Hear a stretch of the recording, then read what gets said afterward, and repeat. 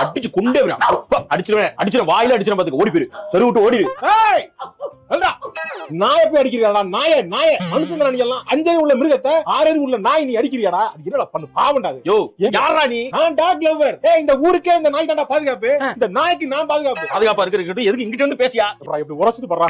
யோ சொல்றத கேளியா? கொஞ்ச நாள் இருக்கு அங்க.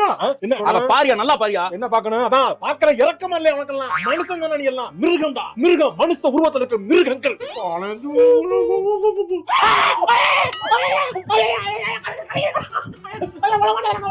அத விட்டியா?